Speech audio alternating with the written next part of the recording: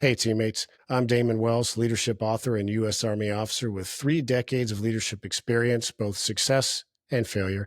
And I'm here to deliver summaries of the most common and complex leadership principles, rules, laws, models, memes, and concepts to make you a more effective leader faster. Today, we're debunking the boss versus leader meme. This one's been around a long time. And today we're going to add some clarity and we're going to put that meme to bed. In this video, I'll discuss why this meme is so appealing. This one just feels good. Then, why it isn't true and probably harmful for young leaders.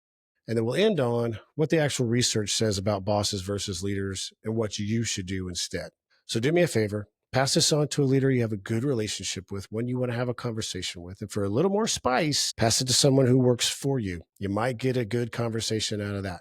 So hit like and subscribe if that sounds good to you, and let's go.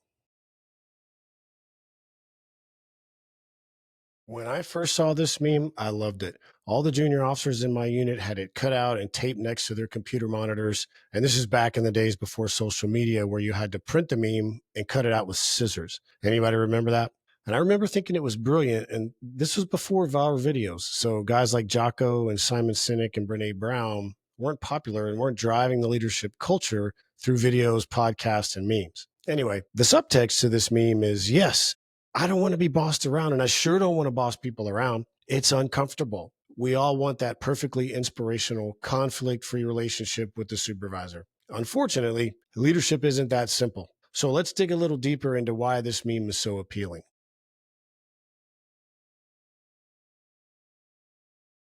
Number one, it paints a villain and a hero. Easy to understand, easy to share. It's a binary that makes you feel good about what side you're on. Bosses are bad, leaders are good. It gives you a script. Avoid boss behavior, be inspirational, and everything will be fine.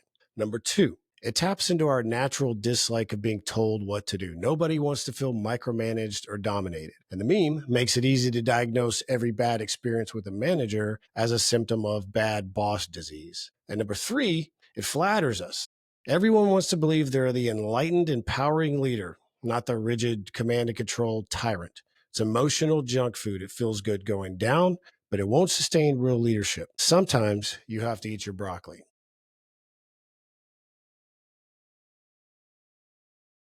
Now, here's some problems with the boss versus leader meme in practice. First, it creates a false binary. You're either a dictator or a cheerleader. Real leadership operates on a continuum, and it changes by context, by mission, and by team. There is no universal setting for leadership that works every time. Number two, it discourages necessary authority. Setting standards, enforcing accountability, and providing clarity, those aren't signs of oppression. They are what competent leadership looks like in practice. There's a relationship between uncertainty and anxiety. Think about it. The less clear your leader is and what he or she wants you to do, harder and more stressful your work environment is. Even if you have room to innovate and create, you need some clear boundaries or at least intent. And then third, it ignores the context. Sometimes leadership requires being directive. If the office is on fire and you want to do a sensing session, you've missed the moment. There are times to listen and there's times to point to the door and shout, move.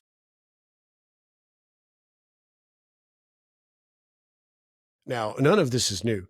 It's been studied for years. But what does the actual research say? Let's talk about situational leadership, safety, and adaptive leadership.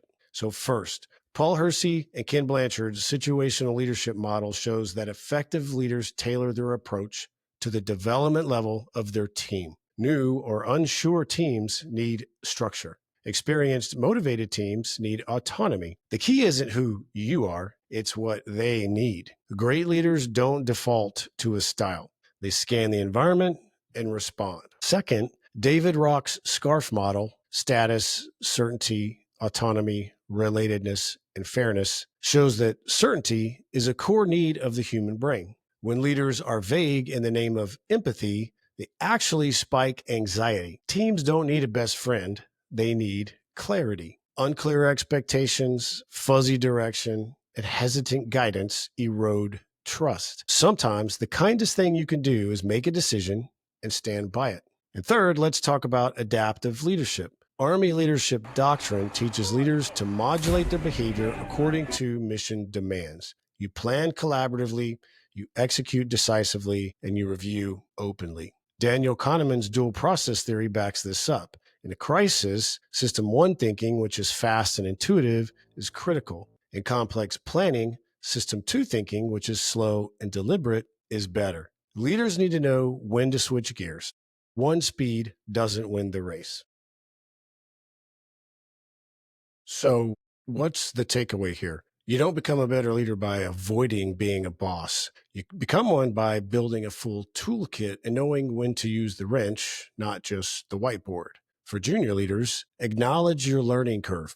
You won't necessarily know if you're in a boss or a leader situation. Frankly, that'll take some experience and it'll never be exact. However, don't be afraid to be the boss when a boss is the thing your team needs. Just be the leader too. So there you go. Boss versus leader, or better yet, boss and leader.